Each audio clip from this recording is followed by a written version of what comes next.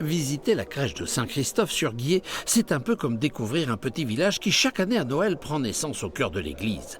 Du 1er décembre au 2 février, des milliers de visiteurs viennent admirer décors et santons. Certains y cherchent même l'inspiration. C'est une bande que je coupe, que je mets à la forme, et puis après je mets du sable. Et puis après c'est peint. Parce que ça fait depuis l'année 2016 que nous venons visiter cette crèche. Voilà. Quand on vient ici, eh bien, ça nous apporte aussi quelques petites idées aussi pour améliorer notre crèche. Traditionnelle à l'origine il y a 40 ans, elle est devenue provençale il y a une douzaine d'années avec l'apparition de 3 petites maisons.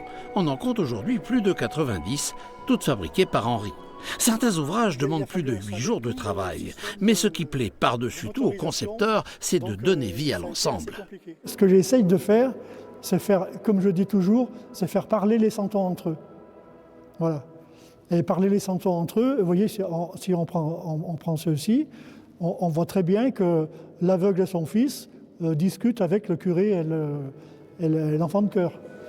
Soutenue par une association locale de sauvegarde du patrimoine, la crèche va permettre, grâce aux dons récoltés, de rénover une partie de l'église qui l'abrite. Au premier semestre 2020, là, dans cette église, nous allons pouvoir installer des vitraux réalisés par Christophe Berthier sur les esquisses d'arcabas.